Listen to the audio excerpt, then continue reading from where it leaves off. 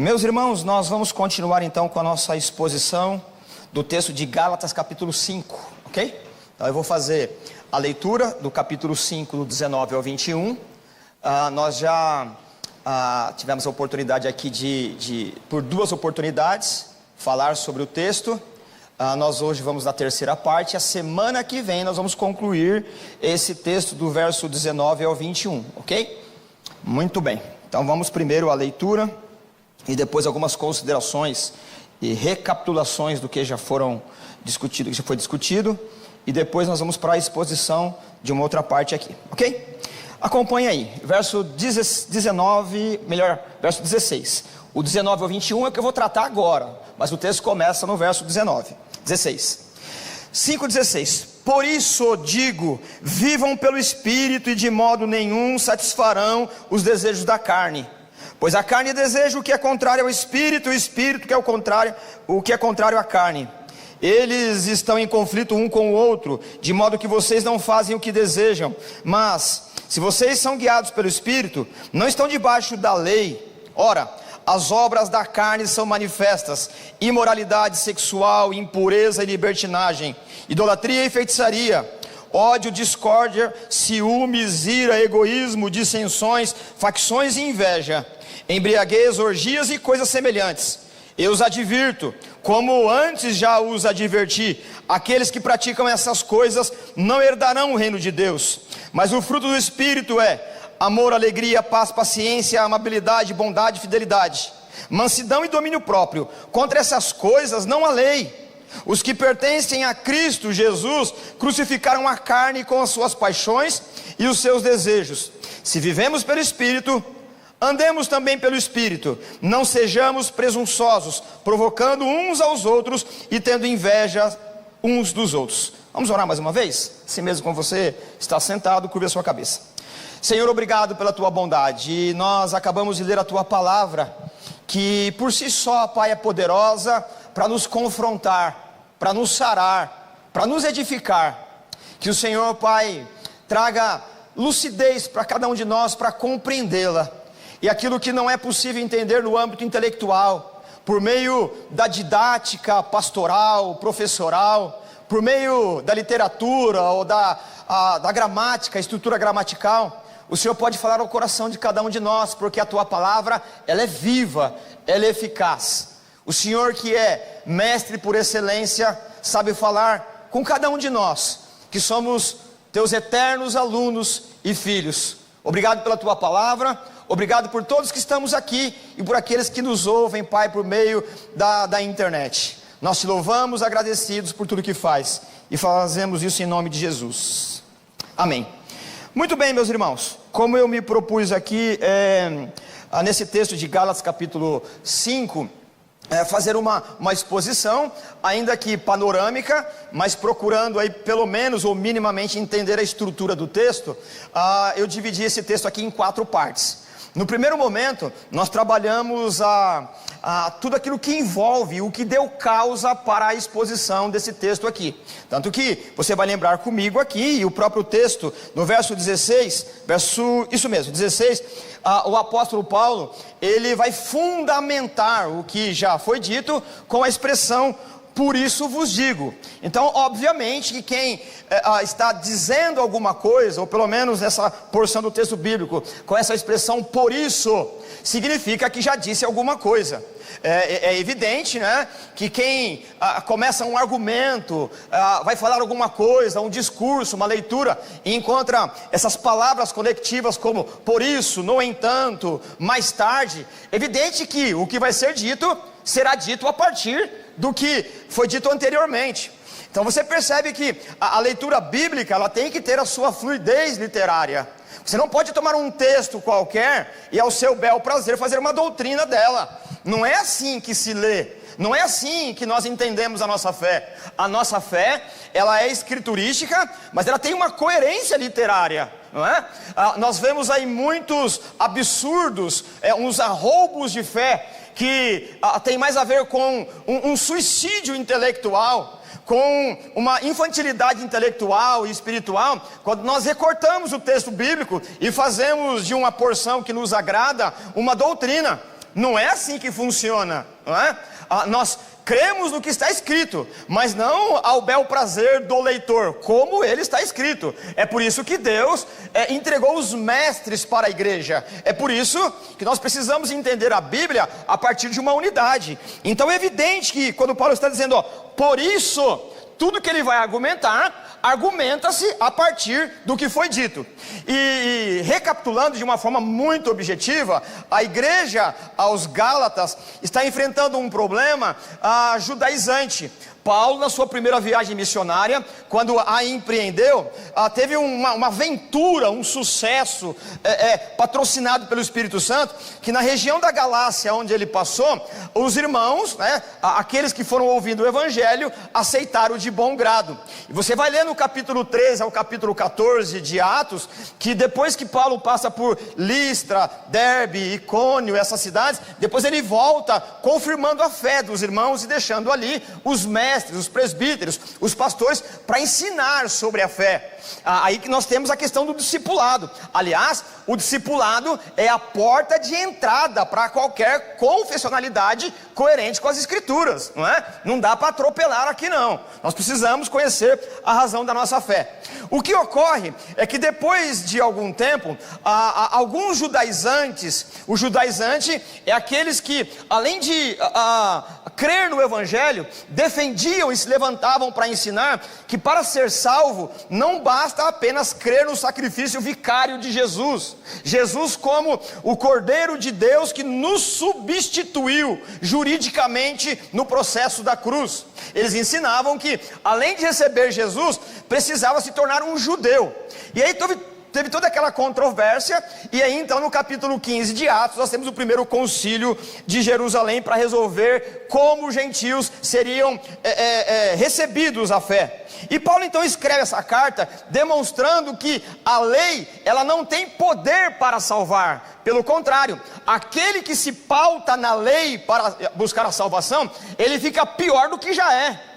E aí vocês lembram alguns argumentos aqui, que quando nós convivemos com algum religioso, é a coisa mais entediante que existe, o fiscal da fé do outro. O religioso, ele se coloca num patamar de exclusividade, de um ser angelical, que ele está à frente de todo mundo, porque ele tem metas a bater. O religioso, ele está preocupado com o placar das obras, e isso vai aflorando, demonstrando que ainda ele não entendeu o que é o evangelho da graça. Ele ainda é um fiscal do outro, e conviver com gente assim é muito complicado. E num dado momento, o apóstolo Paulo, e aí eu vou fazer a leitura do verso 15 aqui, para nós retomarmos o assunto. O Paulo diz assim, mas se vocês se mordem e se devoram uns aos outros, cuidado para não se destruírem mutuamente. Eu lembro aqui que nós estudamos essa expressão se mordem. A ideia é de que uma alcateia, um grupo de animais selvagens, quando se encontram, atacam, e a ideia é de que eles avançam no pescoço um do outro, demonstrando que quando um sistema religioso se pauta pelo placar das obras, nós nos tornamos piores do que éramos anteriormente.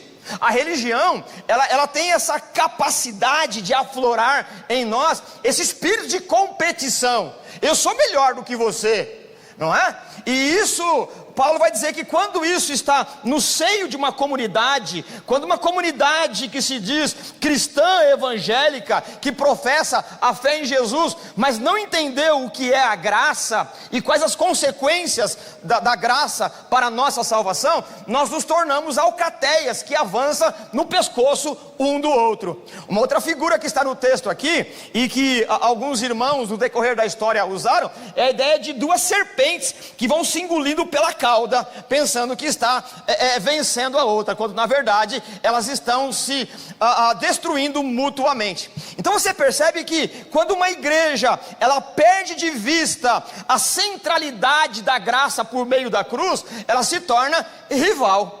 Então nós trabalhamos essas questões todas, e aí hoje nós vamos trabalhar então do verso 19 ao verso 21, onde Paulo vai nos dar uma lista do que são as obras da carne. Vocês vão lembrar comigo, e aqui tem o risco dos inéditos também, né? E por isso eu vou recapitular. nesse texto aqui do verso 19, a expressão, ora, as obras da carne são manifestas. Então você vai encontrar o texto no plural. Daqui a pouco eu já vou dizer porque ele está no plural. Quando trabalharmos a semana que vem o fruto do Espírito, ele está no singular. Não é apenas um mero artifício gramatical. Paulo tem alguma coisa a nos ensinar em relação a isso. Então, dado aí, né, essa recapitulação do que nós já trabalhamos, vamos então, à medida que nós conseguirmos expor esse texto do verso 19 ao verso 21, no qual agora Paulo mostra o que são as obras da carne. Muito bem. A primeira expressão que nós temos aí, as obras da carne, nós temos que compreender que Paulo vem trabalhando a questão da lei. A lei, ela vai revelar, a lei ela vai demonstrar a nossa fragilidade em conquistar a nossa salvação, não é? Eu costumo explicar a lei como se fosse um aparelho de raio-x. É mais ou menos assim, né? Imagine que você, por algum acidente doméstico, alguma desportividade, você quebrou um osso do corpo. Então você vai para o hospital, você é encaminhado para um departamento, alguém lá do raio-x vai tirar um raio-x do osso que supostamente está quebrado. O diagnóstico, você vai ver lá naquela imagem que tem uma fratura. O raio-x, ele vai demonstrar que você está quebrado. Mas o que ele pode fazer? Nada. Ele só demonstra, e você precisa aplicar um remédio, fazer os procedimentos para que você cure. Então a lei, ela não cura, mas ela mostra que você está quebrado. A lei, ela vai demonstrar como um raio-x que você está fraturado moralmente, e isso se deu por conta da queda de Adão. E quem deseja conquistar o favor de Deus por meio da lei, se esquece que Deus exige a perfeição. Você pode ser o supra-sumo, em tese, num aspecto da lei, mas se você não observa o segundo, o terceiro, o quarto e o ad infinito, é como um efeito dominó. Você tropeçou num ponto da lei, você é pecador como qualquer outra pessoa. Portanto, não é possível ninguém conquistar o favor salvífico do Senhor por meio da lei. Quem se imagina, ou quem defende, ou quem diz, ensina que é salvo pela lei, ele se torna insuportável, um legalista. Participar de um grupo legalista é muito ruim, irmãos. O legalista, ele te prende. O legalista não te dá liberdade. Aliás, foi como nós terminamos a semana passada. A lei, ela prende. A graça, ela liberta. A lei, ela te imobiliza. A graça diz que você está livre. E eu lembro que eu citei aqui uma frase, um pensamento de um grande homem de Deus do 4º século. Alguém perguntou para ele, será que eu posso fazer isso ou aquilo? A lei vai dizer, não faça isso. E eu lembro que eu usei a expressão, ou pelo menos o exemplo do meu pai. O meu pai, quando ia me disciplinar, ele colocava numa cadeira e dizia assim, senta aí, moleque. Eu sentava porque ele é mais forte do que eu. Mas dentro de mim eu falava assim, você vai ver a hora que eu levantar daqui. Mas é claro que ele não ouvia, né? Isso aquela luta dentro de mim. E por que eu sentava? Porque ele é mais forte. O meu pai, ele conseguia me colocar de castigo fisicamente, mas ele não conseguia saber o que estava, aquela luta dentro de mim, aquela revolta. A lei é assim. A lei, ela diz assim, não faça, mas você está morrendo de vontade de fazer. É aquela circunstância do casal de namorado neófitos, né? Que está começando o relacionamento, ainda falta um pouco de maturidade. O rapaz, ele não está nem percebendo as nuances estéticas, né? Do dia a dia, se é que vocês me entendem. O rapaz está lá passeando, aí a namorada diz assim, ó, você está olhando por quê? Aí que ele vai olhar, porque chamou a atenção, percebe? Mais ou menos assim, não é? Por quê? A lei, muitas vezes você não está percebendo o banquete, o cardápio do pecado, mas a lei quando diz assim, ó, não mata, fala assim, puxa, agora me deu vontade de matar. É mais ou menos assim, se você entrasse aqui e você tivesse sido um fumante inveterado, um fumante assim incontrolável, só que o ambiente, a maneira que nós procedemos aqui, não sugere nem um pouco o desejo, ou não desperta em você o desejo da nicotina. Mas vamos imaginar que você sente aqui, está prestando atenção no que está acontecendo, e alguém, né, sei lá por que cargas d'água, vem com uma plaquinha vermelha assim, bem explícita, e coloca aqui num lugar que todo mundo vê, ó, é proibido fumar. O que ele fez? Ele lembrou que você tem necessidade da nicotina, você fica desesperado. A lei é assim, a lei, ela diz para não fazer, mas ela não muda a natureza. A lei, ela diz quais são as regras, mas ela não tem poder de mudar a natureza. Por isso que a lei, ela amarra, e o evangelho, ele liberta. Como eu estava argumentando aqui na semana passada, eu comentei aqui a fala do Santo Agostinho. Alguém perguntou, bispo, o que eu posso fazer? Ele diz, ame a Deus e faça o que você quiser. Isso não é licenciosidade, porque quem ama não quer trair o desejo, o mandamento do objeto do ser amado. Então, a graça, ela diz, pode fazer. Só que você vai dizer assim em resposta, sabe o que é? Agora não tenho vontade mais. Então você percebe que o evangelho, a proposta não é te amarrar para isso ou para aquilo, mas te dar liberdade por meio do Espírito para dizer não. Para quem? Para você. E também foi um outro argumento. O que é liberdade que nós trabalhamos aqui? Liberdade não é fazer o que você quer. Liberdade é você olhar para você mesmo, usando a instrumentalidade de um espelho, olhar no fundo dos seus olhos e dizer assim, eu quero, mas não vou fazer. Porque se você fizer o que você quer, meu irmão, você não chega no final de semana. Então você percebe que essa ideia de que estamos trabalhando aqui, a lei, ela vai demonstrar, ela vai revelar quem de fato você é. Eu estou vendo aqui um público profundamente interessado na exposição bíblica, e você em contrapartida está vendo alguém em tese, hipoteticamente, interessado em expor. Mas Deus sabe de fato, de verdade, que está no íntimo do coração de cada um de nós. Tu me sondas e me conhece. Isso deveria, antes de causar um orgulho, causar preocupação, porque se de fato Deus me sonda e me conhece, eu estou descartado do jogo da graça, se é que eu posso dizer assim. Então você percebe que a verdadeira intenção, ela é escrutinada, ela é investigada pelos olhos daquele que tudo contempla. E Paulo vai dizer que as obras da carne, elas são manifestas por conta da lei. E carne aqui, eu quero lembrar os irmãos, carne aqui não é o tecido, carne aqui não é a parte tangível, palpável. Carne aqui é natureza pecaminosa. Carne aqui é a herança que nós recebemos de Adão. A lei então, ela vai aflorar, a lei ela vai alimentar, a lei vai revelar o que de fato nós somos. E dito isso, depois dessa expressão, as obras da carne, daqui a pouco eu já digo aí essa questão do plural, Paulo diz assim, ó, são manifestas. A palavra que é usada aí para manifestas, é uma ideia de algo que não pode não ser visto. É como o sol ao meio-dia. Não é possível você sair num dia de domingo, hoje um pouco nublado, mas num dia qualquer que você saia ao meio-dia, não é possível você não perceber o sol. A ideia de manifestar aqui é algo que qualquer pessoa, ela usando minimamente os sentidos, ela perceberá que há algo iluminando, ainda que seja pelo calor, pela luz ou pela própria evidência da coisa que está se mostrando ao meio-dia. A ideia de manifestar aqui, ou são conhecidas, a ideia de que não precisa explicar para ninguém o que são as obras da carne.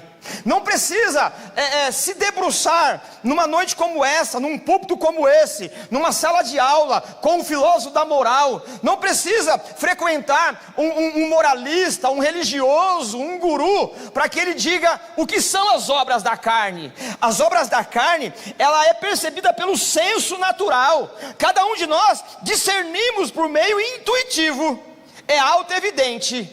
Ora, e você sabe que até o ladrão sabe, e até o ladrão, ele não vê com os bons olhos outro ladrão. Até para o mais imoral, ele não concorda com a imoralidade do outro. Até o mentiroso, inveterado mentiroso, ele não concorda com a mentira do outro, porque as obras da carne, elas são manifestas, nós contemplamos e sabemos, isso é obra da carne, não há discussão. Paulo então deixa explícito, auto-evidente, é pela intuição. Até o pagão mais embotado, mais com falta de capacidade de perceber e de descrever o que percebe, aquele que não consegue interpretar a vida de uma maneira um pouquinho mais elaborada, até o simples e o simplório, ele sabe o que são as obras da carne. Por isso que o ladrão, o assaltante, o assassino, o adúltero é condenado pelos seus pares. Qual ladrão suporta outro ladrão? Qual adúltero suporta outro adúltero? Nenhum. E Paulo está dizendo que as obras da carne, elas são muito conhecidas, basta bater o olho e nós temos um desconfiômetro. As obras da carne são manifestas. E nós não podemos aqui avançar para cada uma delas aqui, sem deixar claro que a ideia dessa lista paulina aqui, que ela, aliás, ela não aparece só em Gálatas, ela aparece em Coríntios, 1 Coríntios, aparece em Romanos e alguns outros lugares. A intenção não é criar uma tensão dicotômica, não é uma questão de criar dois mundos em confronto. Nós realizamos o fruto do Espírito, ou vivemos a partir dele, e o mundo, ele vive as obras da carne. A intenção de Paulo não é demonstrar que há uma santidade generalizada aqui, em confronto e comparação com o mundo. Não tem uma ideia de mostrar o quanto nós somos morais e o mundo imoral. O que Paulo está fazendo aqui é demonstrando o quanto de carnalidade existe em nós.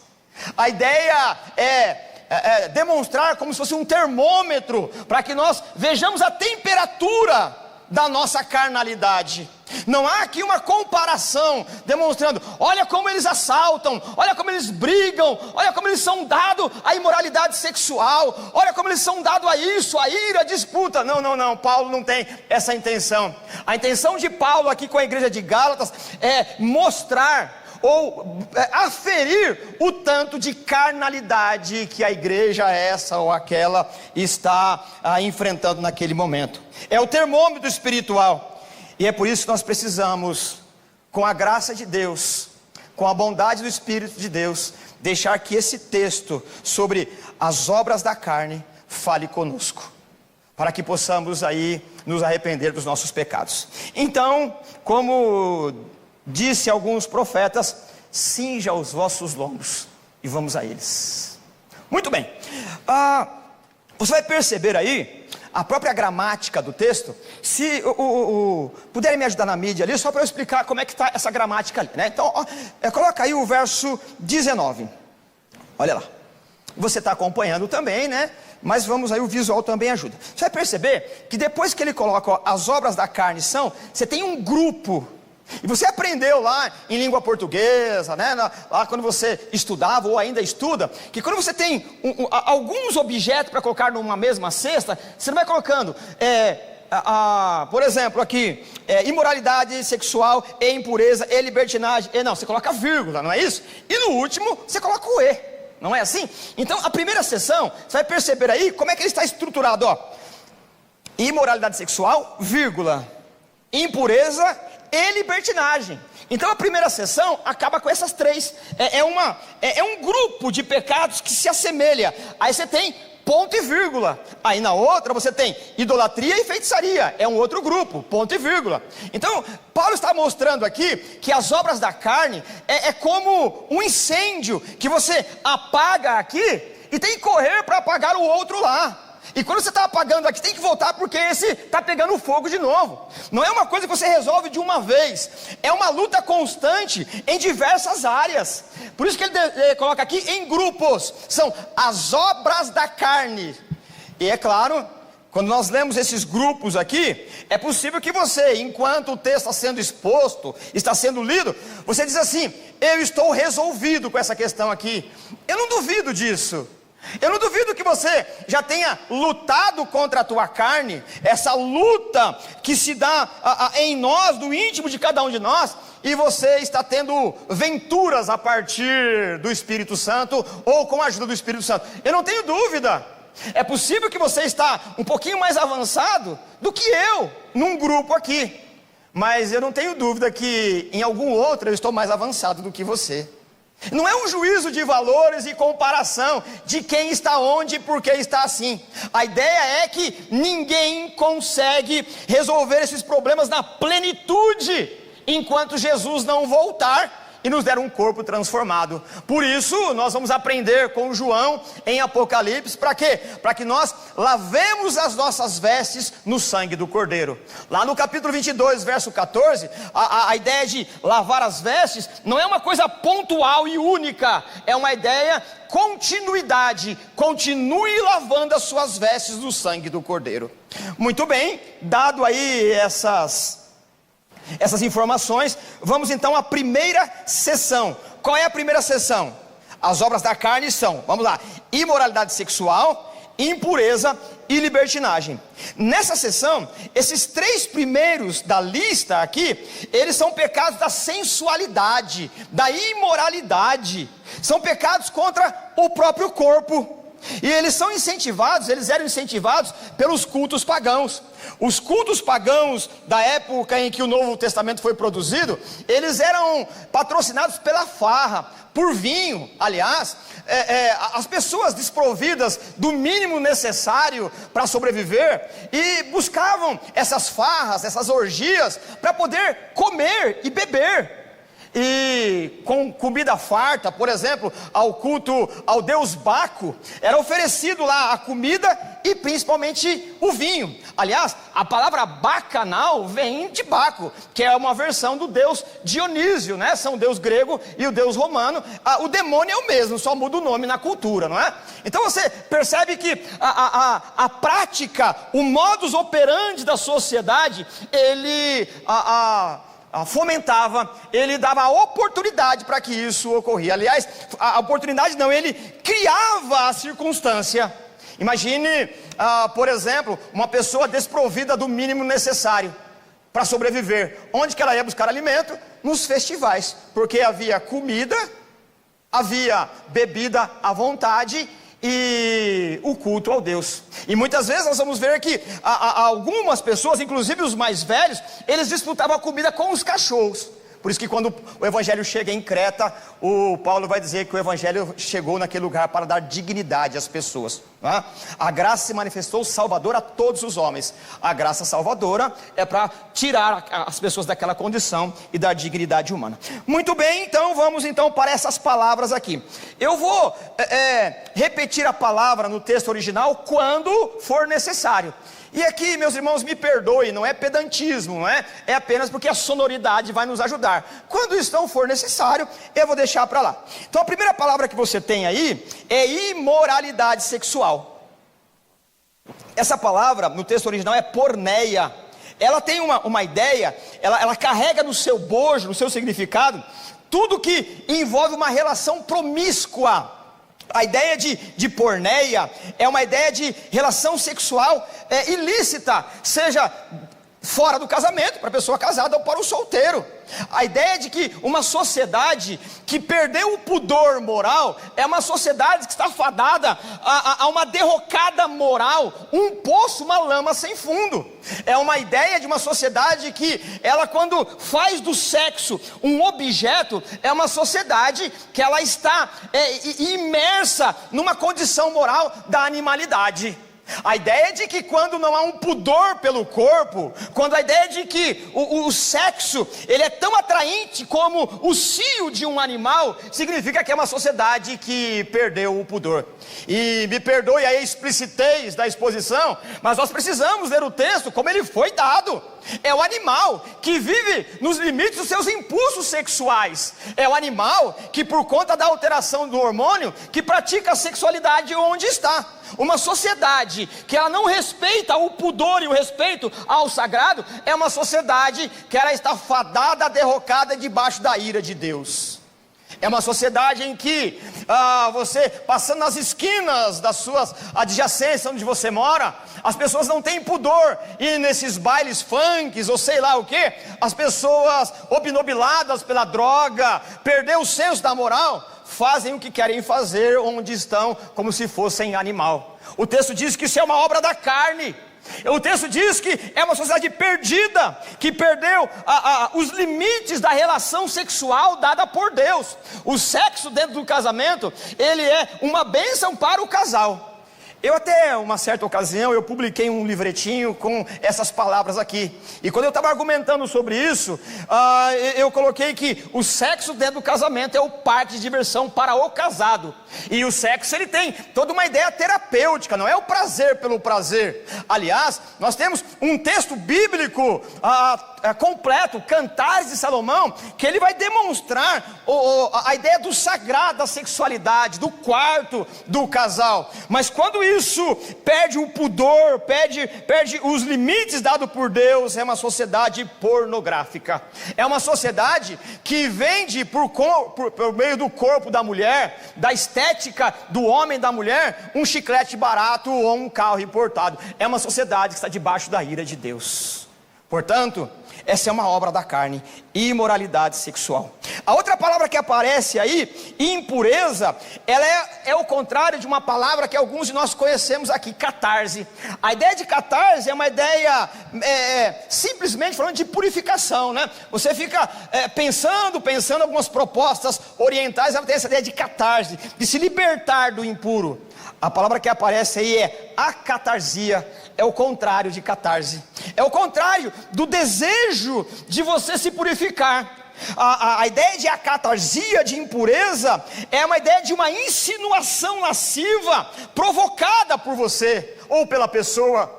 É a ideia, para a gente tentar aqui colocar no modus operandi da nossa sociedade, a ideia de que as pessoas que vão para as academias, não por conta de em busca de uma boa saúde, mas para sensualizar no mercado ou na arena da vida. A ideia de pessoas que se vestem não para ficar confortáveis ou para o bem-estar, mas se vestem para a sensualização. Essas pessoas, elas praticam as obras da carne. Elas não têm uma ideia de viver uma pureza, mas provocar no outro uma insinuação lasciva. Essa ideia de acatarsia, de impureza, é uma ideia de espalhar impureza por onde passa. É uma ideia de uma sensualidade, é uma ideia de uma propaganda do corpo, é uma ideia de provocar o outro. E Jesus disse que os escândalos viriam, mas ai daqueles por meio de quem vêm os escândalos. Que você não esteja nesse grupo e que eu também não esteja. Terminando essa primeira parte, além de imoralidade sexual e impureza, nós temos aí a palavra libertinagem. E a ideia de libertinagem é uma ideia de uma falta de restrição moral. A ideia de não obedecer os limites mínimos do bom senso. E aqui nós não precisamos nem fazer uso da nossa fé. Não precisamos nem fazer uso de uma exposição bíblica. Mas basta ouvir as histórias dos avós, daqueles que viveram um pouquinho mais. E quando eles contam a história de uma sociedade um pouquinho mais antiga do que a nossa, como minimamente se tinha o respeito pelo corpo, pelo sagrado, pela sexualidade. E hoje nós não temos mais isso. A ideia de libertinagem é uma ideia de lançar fora, e não só lançar, mas promover essa falta de restrição moral. É uma ideia de exibir-se sem qualquer restrição de vergonha ou de medo, quando não tem mais o pudor, quando o corpo ele é o outdoor da pornografia, quando o corpo ele faz a propaganda, quando o corpo ele é apenas um objeto de sedução. Então você percebe que essas três primeiras palavras, elas estão sendo colocadas num contexto em que a sexualidade, nesse período greco-romano, imoralidade sexual, impureza e libertinagem, ela é promovida pela sociedade. Portanto, meus irmãos, ainda que a sociedade, ela se levante para defender a pedofilia, ou pelo menos validar a homossexualidade e coisas semelhantes, não é isso que a Bíblia nos ensina. A Bíblia nos ensina que isso é obra da carne, e isso é um problema que daqui a pouco Paulo vai nos dizer qual é. Num segundo momento aqui, nós temos outro tipo, né? Só para concluir essa parte, essas pessoas que vivem nesse comportamento, são pessoas que vivem escravizadas pelos impulsos, como se fosse um animal. Como eu já disse aqui, não só hoje, mas na outra ocasião, expondo esse texto, é o meu cachorrinho, que ele vive nos instintos da animalidade. Deu vontade de defecar, ele defeca ali. Deu vontade de mijar, de urinar, ele urina ali. Não é? É claro que tem algumas regras que ele aprendeu por conta de um instinto, mas ele não extrapola o instinto. O que Paulo está dizendo, o que aparece no texto bíblico, a palavra é a ideia de que aquele que não consegue se controlar nos seus apetites mais primitivos, herança do pecado, é como um animal. É um animal que deu vontade de copular, ele copula. E não adianta fazer assim, o que você está fazendo, cara? Ele vai abanar o rabinho. Essas pessoas são como animais, perderam o controle, perderam o domínio próprio. E daí, é um efeito em cadeia. A gente não consegue mais dominar o apetite. A boa comida ou a boa alimentação se transforma em gula. O descanso se transforma em preguiça. A raiva, ela explode. E aí nós nos comportamos como animais. É um animal, que quando você pisa no rabinho dele, na pata dele, avança. Não é assim? Paulo está dizendo que nós podemos ser melhores do que um animal, porque a graça se manifestou salvadora, e é a graça de Deus que nos educa para ser gente de verdade, porque o Evangelho não é uma fábrica de pessoas empoderadas pela religião. O Evangelho não é uma cópia do divino, do Jesus divino, em que você multiplicará pães, e você fará espetáculos maiores do que ele fez. O Evangelho é um lugar onde pessoas animalizadas pelo pecado se transformam em gente de honra, com educação para a glória do Senhor. A igreja não é fábrica de deuses. A igreja é o lugar onde pessoas são melhoradas como gente. Quanto mais perto da cruz, mais gente nós somos. As pessoas são animalizadas. A segunda seção, e eu passo a lê-la, o texto diz: idolatria e feitiçaria. Essa seção é maior. Então você percebe que ele está tratando em seções, né? Você está apagando o incêndio aqui, né? O incêndio da luxúria, da pornografia. Aí o outro acendeu, você corre para cá para apagar. E essa ideia de idolatria é a ideia de uma cobiça, é um desejo de se tornar a sua própria divindade. O que é idolatria, né? Na essência do conceito idolátrico, a idolatria é uma ideia de dispensar Deus. A idolatria é um princípio do egoísmo, um princípio da natureza humana herdada por Adão, que há uma autoadoração. A idolatria, ela traz um bojo de possibilidades para o idólatra, em que ele acha que pode resolver as suas próprias demandas. A idolatria descarta Deus. A idolatria faz da pessoa a sua própria divindade. Eu confio em mim mesmo. Aí você faz as suas regras. Se você faz as suas próprias regras, você é um idólatra. O idólatra não é apenas aquele que tem uma imagem e se debruça ante ela ou perante ela. Isso é um tipo de idolatria. Mas aqui a coisa, como diz, por aí, é mais embaixo. A coisa é pior, porque aquele que é idólatra com a imagem, ainda ele em tese depende da imagem. Mas o idólatra aqui é a ideia de colocar Deus para escanteio. É a ideia de você colocar um pedestal em que você é adorado por você mesmo. Bendito seja eu, um culto em louvor da minha humildade. Não é assim? Então a ideia de uma obra da carne é a ideia de que você se basta em você mesmo. A ideia de que você não depende de mais ninguém. Você se resume a você mesmo e todos estão ao teu serviço. Isso é obra da carne. Eu sempre digo isso por aqui, por onde eu tenho passado. Isso parece uma provocação, mas ela é a pura verdade. Irmãos, a igreja existe 2000 anos, chegou agora. Mas eu tenho 60 anos nessa igreja, tá? Mas a igreja existe 2000 anos. Sem você ela viveu muito bem. E vai continuar vivendo. Então, se nós somos o que somos, é por graça do Senhor. Você não é insubstituível e nem eu, irmãos. Nós fazemos o que fazemos é por graça e bondade do Senhor. A idolatria é uma cobiça de ser a própria divindade. É uma egolatria. É um culto ao eu. ora, se eu faltar não tem culto. Se eu faltar não tem isso. Sabe o que é, né? Você está pensando muito sobre você. Essa é uma obra da carne. A outra palavra que aparece aí, nesse grupo de pecado classificado por Paulo, é a feitiçaria. Essa palavra, eu já trabalhei aqui com os irmãos algumas vezes, a palavra é farmaqueia, de onde vem a palavra farmácia.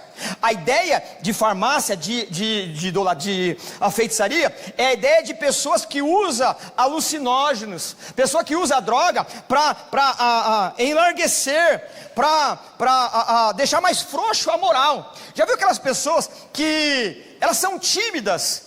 E elas dizem assim, eu sem tomar alguma coisa ou usar alguma coisa, eu sou meio tímido. Mas depois que eu uso alguma coisa, ninguém me segura. Por quê? Ele precisa de um fármacos. Ele precisa de uma droga. Para quê? Para aumentar, para esgarçar, para enlarguecer o pudor. E aí então perder o governo de si e pecar mais. Irmãos, isso é uma desgraça. Isso é terrível. Porque quantos de nós participa de um culto como esse? Quantos dos jovens por aí participam da igreja, das suas atividades, mas quando junta com os seus pares, por meio dos fármacos, se torna uns animaizinhos, pessoas que perdem o controle, porque não nasceu de novo, e o que aparece ali são as obras da carne.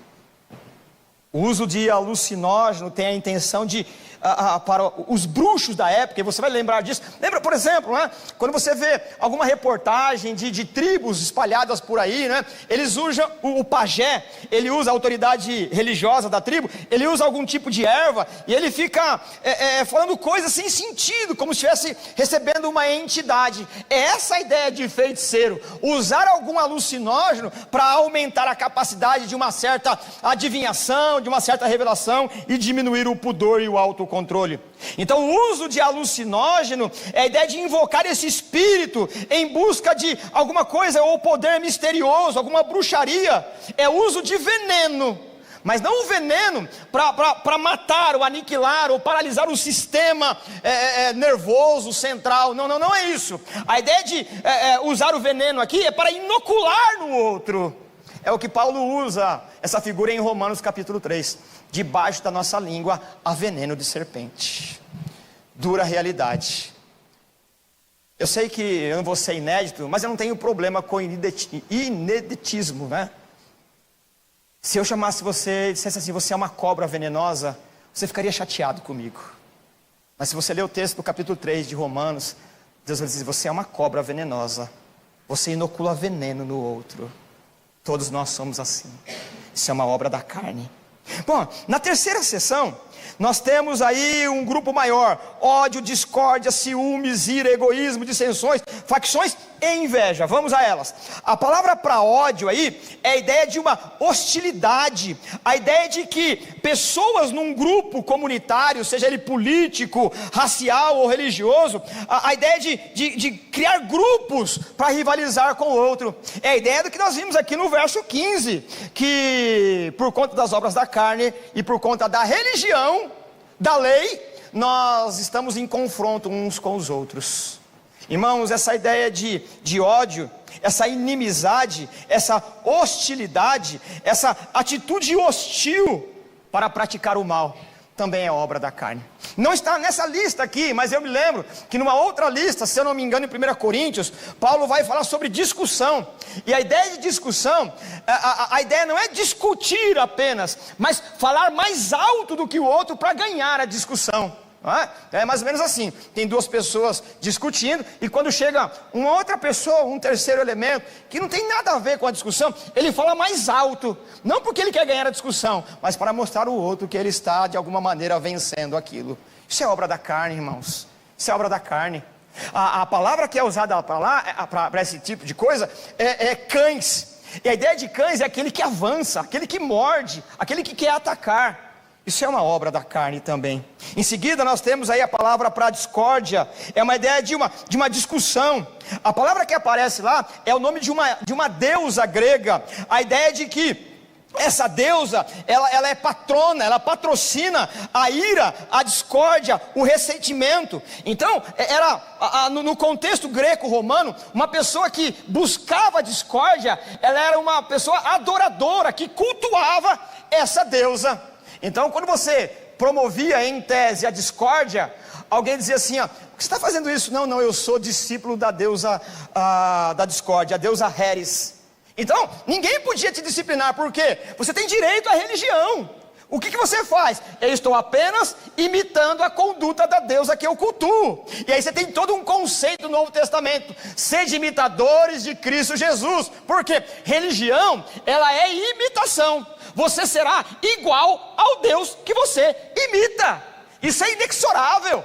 Com quem que você parece? Com objeto de culto. Se você cultua um Deus lascivo, nervoso, iracundo, você se torna igual a ele. Mas se você cultua um Deus santo, honesto, justo, decente e moral, você também vai se parecer com ele. Nós reproduzimos a índole do Deus que nós cultuamos.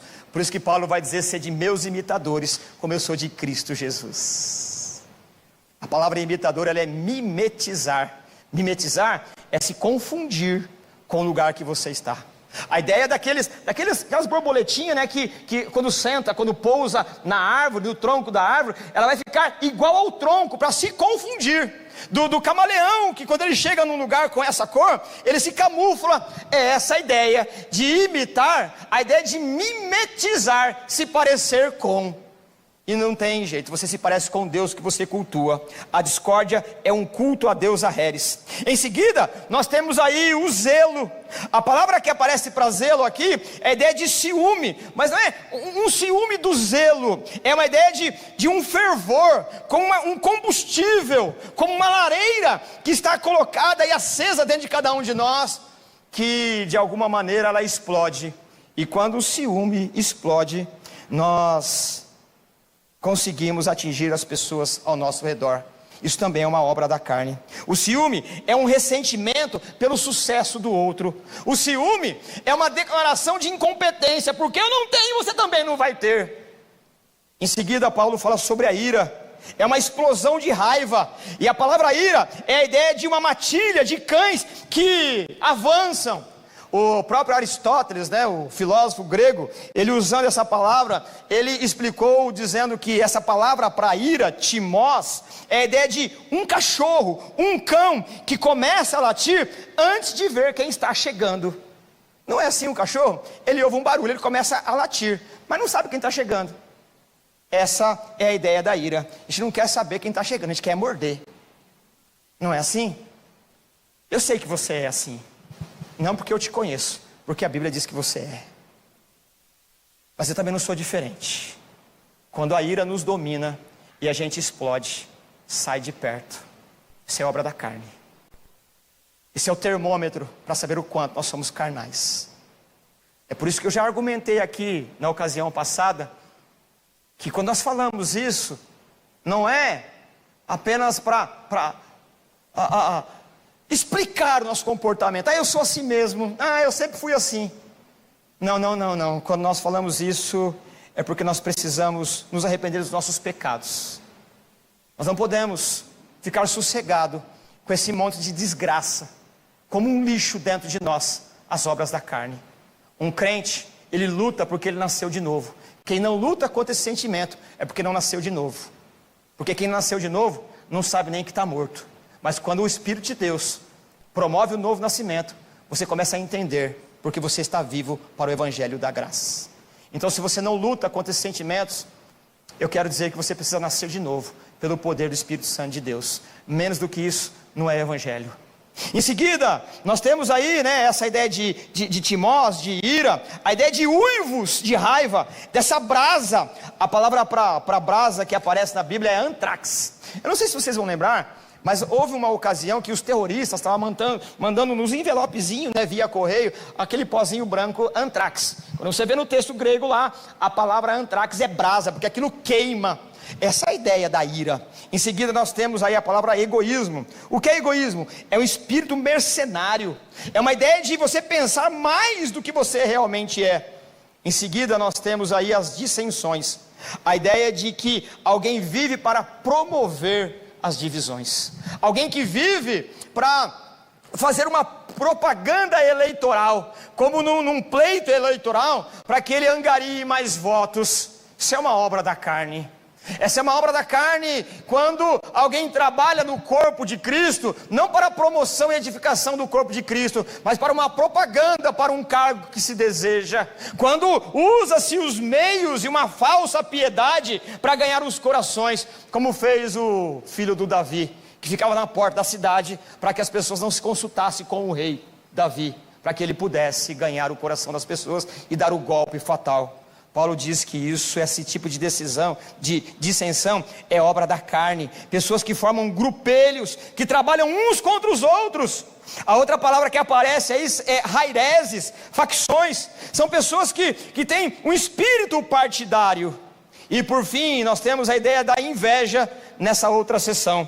A ideia de inveja é um espírito rancoroso que não suporta a prosperidade da outra pessoa. É o caso que nós lembramos daquela parábola de Jesus, em que ele vai contratando algumas pessoas para trabalhar numa seara.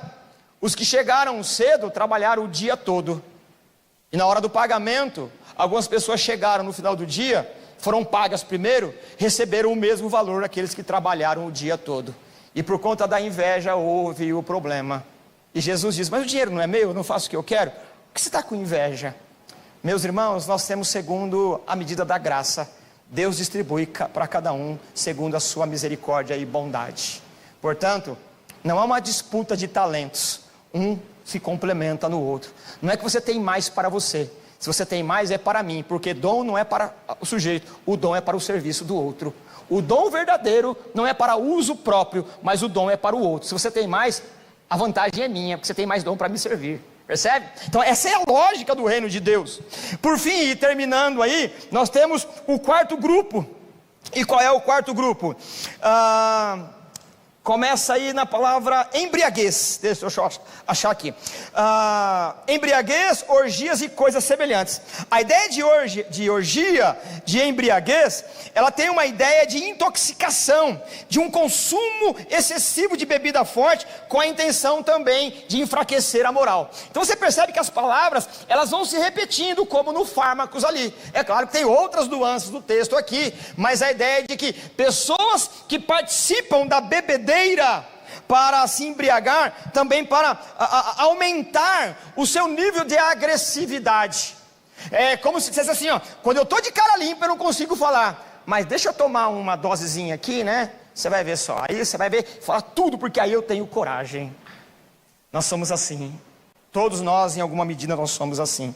E por fim, o texto termina falando sobre orgia, farra, folia, orgia. E aqui mais uma vez tem o conceito da procissão em honra ao deus Baco. A ideia de, em procissão, as pessoas se embriagando. E à medida que ia se embriagando, a frouxidão moral cada vez maior. Paulo diz que as pessoas que receberam o evangelho, mas voltaram para a lei, elas vão demonstrar esse tipo de comportamento. Porque quando você se pauta na lei para a salvação, você precisa alcançar um placar. E quem precisa de um placar para ser salvo, vai mostrar aquilo que verdadeiramente é. E você é pecador, conforme a Bíblia diz. Eu vou terminando aqui, antes de repetir o que Paulo disse, com uma ilustração, que eu sempre falo nas minhas aulas de hamartiologia, doutrina do pecado. A ideia de que, numa fábula é aquela maneira de contar uma história onde você atribui personalidade humana aos animais. Os animais falam, isso é uma fábula. Em uma ilha onde os animais viviam dentro da sua animalidade, das suas animalidades. Obrigado, Pedro. Em disputa, e a ilha pegou fogo. E todos os animais morreriam. E cada uma per si se lançava na água para ir em busca do continente. E todos os animais iam nadando.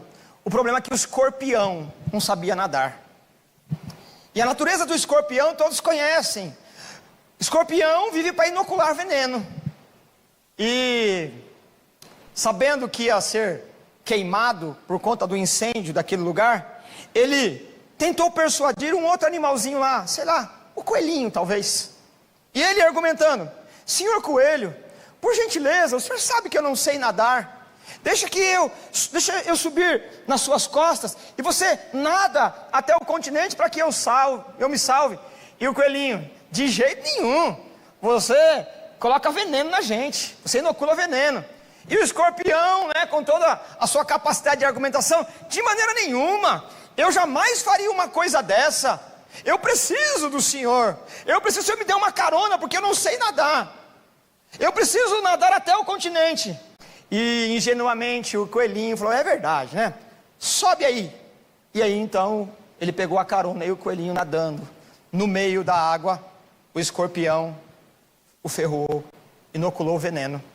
E perdendo as suas forças, o animalzinho, afundando, virou e disse, o que você fez? A resposta do escorpião foi, não tem jeito, é a minha natureza. Isso quer dizer que você sabe que vai morrer pelo pecado, mas você não deixa de fazer ainda sabendo que a morte é a consequência, porque é a tua natureza. Nós somos assim. Nós sabemos que a comida vai fazer mal, a gente come. Nós sabemos que a ira vai causar problema, a gente fomenta a ira. Nós somos assim, porque a nossa natureza é o pecado. E mais uma ilustração bem ligeira, vocês já ouviram a expressão, macaco velho não põe a mão em cumbuca. Já ouviram, não ouviram? Uma certa ocasião, assistindo aqueles programas que demonstram a vida dos animais, eu vi lá uns caçadores, não me lembro em qual região aí, desse vasto planeta, os caçadores de macaco, eles colocavam uma fruta num jarro, numa garrafa qualquer, e o macaco, quando ele colocava a mão para pegar aquela fruta, ele abraçava aquela fruta e não conseguia tirar a fruta dali. E ele ficava com o pé tentando, mas ele não abria a mão da fruta. Quando o caçador percebia a luta do macaco para pegar aquela fruta, ele vinha e matava. O macaquinho mais experiente, né, mais um pouquinho que discernia a natureza ali, ele já não pegava aquilo. Mistérios da natureza.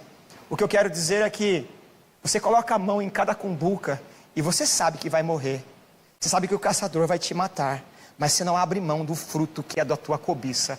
Só tem um jeito de você abrir mão do pecado que tão de perto te assedia, por meio do sangue de Jesus, por meio do novo nascimento.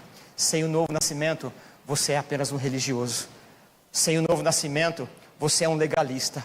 Por meio do novo nascimento, você é um insuportável, como eu também seria. Nós todos seríamos. O único que pode nos salvar dessa natureza cruel, maligna e nefasta é o novo nascimento operado pelo Espírito Santo de Deus. É por isso que Paulo ele termina dizendo, eu os advirto. Sim, antes ele diz assim, embriaguez e orgias e coisas semelhantes. Essa expressão coisas semelhantes não significa que terminou essa lista. É tanta coisa que pode dizer assim, tem tanta coisa aqui, isso e tudo que se parece com isso. Eu e você poderíamos acrescentar aqui uma infinidade de outras coisas. E aí então nós temos a advertência séria. Nós temos aí aquilo que nós não podemos considerar ou deixar de considerar essa noite. Eu os advirto, os que praticam essas coisas não herdarão o reino de Deus. Meus irmãos, essa é uma advertência séria. Não quer dizer que você não tropeça aqui ou acolá. Mas se você não luta contra isso, significa que você não conheceu o Evangelho. É verdade que nós escorregamos aqui e ali. É verdade que algumas vezes nós explodimos em ira. É verdade que hora ou outra, os nossos olhos, nossos pés, as nossas mãos escapam do domínio por conta da fragilidade e malignidade do pecado. É verdade que nós erramos.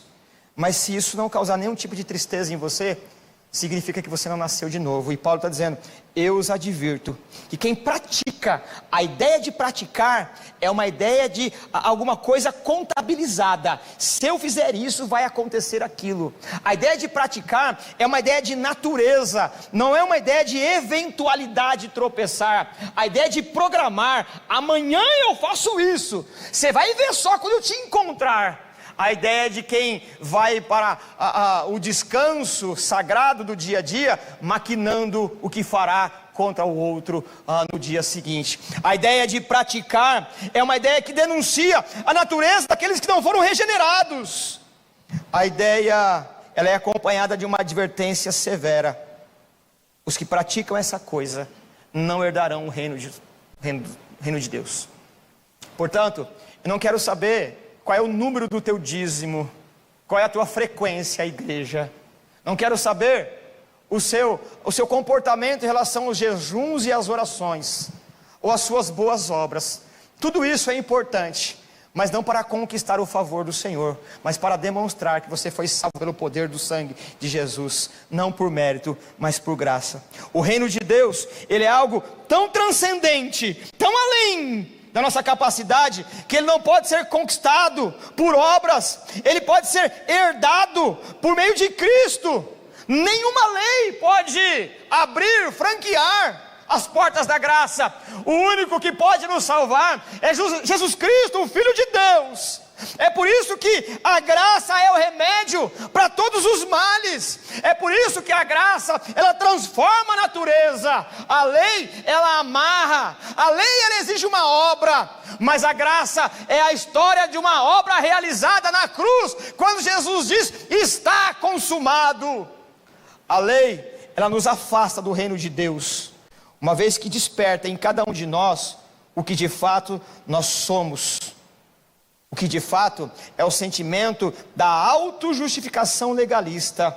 Mas o único que pode nos justificar é Jesus Cristo, o Filho de Deus.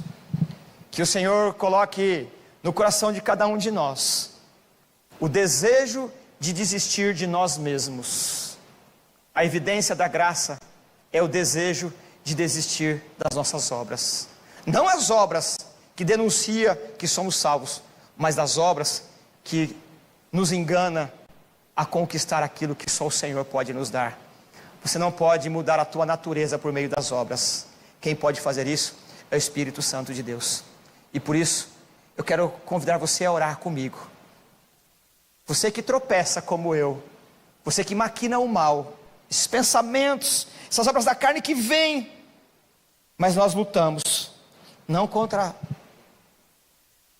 por meio da legalidade, mas por conta do Espírito Santo que nos foi dado. Pai, nós estamos aqui, Senhor, diante da Tua palavra. Nós, Pai, que erramos, mas já temos consciência do pecado, porque o Senhor já nos regenerou. E aqui está, Senhor, o termômetro de quanto nós somos carnais. Essa lista não é para nos confrontar contra o mundo, cuja natureza é assim, mas é uma maneira de aferir o quanto ainda nós somos carnais. Nos ajuda, Senhor, a desistir, cada um de nós, a desistir da idolatria, do culto ao ego, dos grupos que formamos, da ira. Nos ajuda, Senhor, a escapar das amarras de um mundo lascivo, pornográfico, de um mundo encharcado na imoralidade. Senhor, abandonados por cada um a per si, Senhor, nós somos meros desgraçados, como aquele que quer enfrentar um atleta experiente num ringue de luta livre e vai apanhar. Nós somos assim, não temos condições de enfrentar o pecado que tão de perto nos assedia. Nós só podemos vencer a nós mesmos, Pai, pelo poder da graça, pelo fruto do Espírito, que está aqui também revelado por meio da Tua palavra. Tem misericórdia de nós, Pai, nós precisamos do Senhor. É assim que oramos, e oramos em nome de Jesus. Amém. Fiquemos de pé, vamos mais uma vez louvar ao Senhor e com esse cântico terminar o nosso culto. Acompanhe conosco, louve ao Senhor e receba o pagamento dos seus pecados por meio da cruz de Cristo. Louvemos ao Senhor.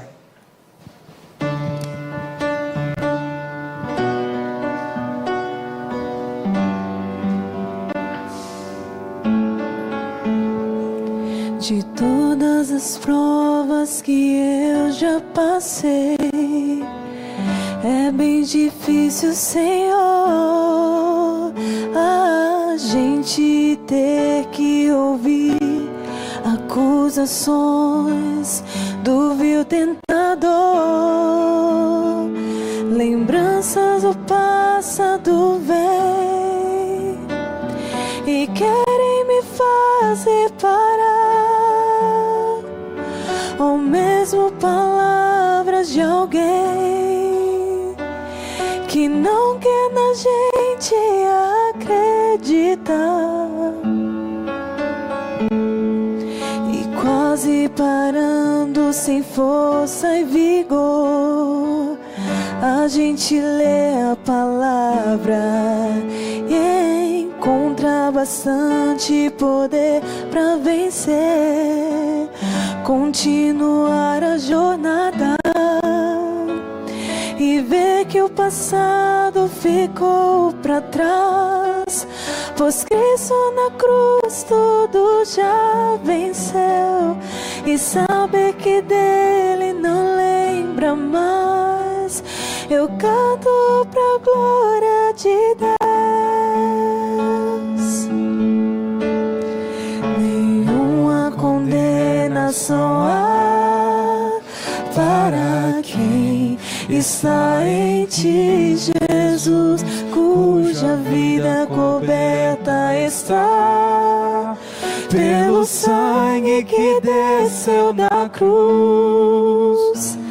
É certo que provas irão, investidas do vil tentador, mas nenhuma condenação há para quem está em ti, querido Senhor.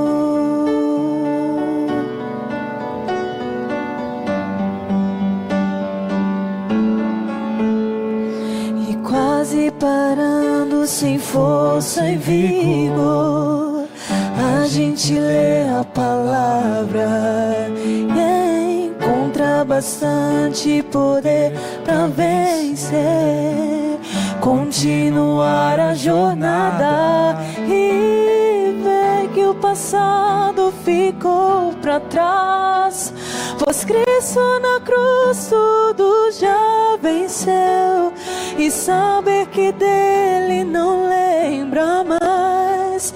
Eu canto pra glória de Deus.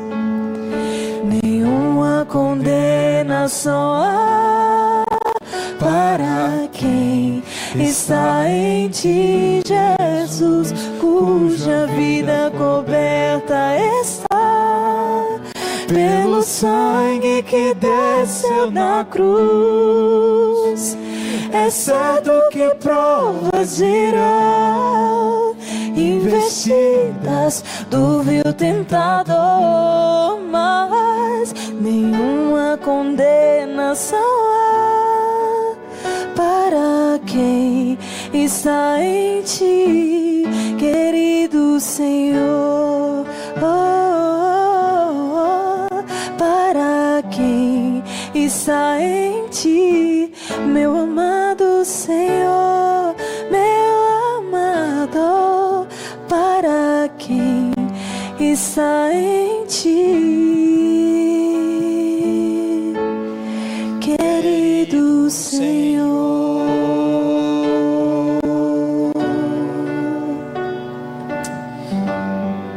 Meus irmãos, o Evangelho é alegria.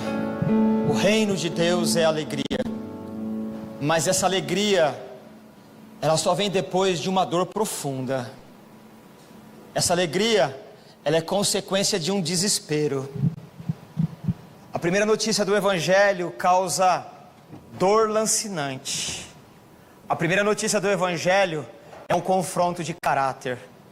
A primeira notícia do Evangelho traz desespero, porque nos coloca onde de fato nós estamos, frente a frente com a malignidade do pecado.